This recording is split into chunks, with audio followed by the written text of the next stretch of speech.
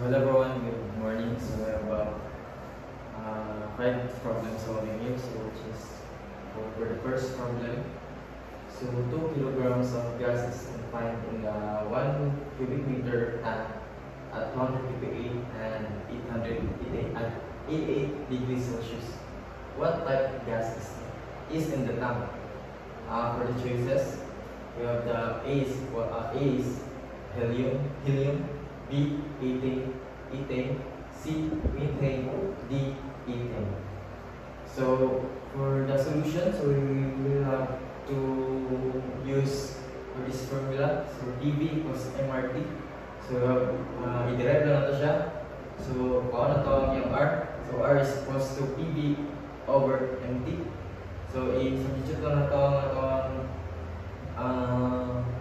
mga value, which is 200.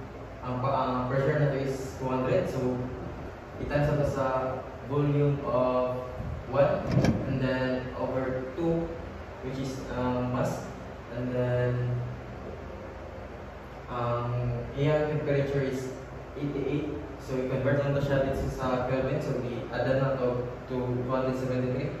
So mga katawag 0.277 kg over kilogram times Kelvin. So for ang meeting man is na siya R nga 0.278 kilojoules over kilogram times Kelvin. So ang atong answer rate is meeting, which is letter C.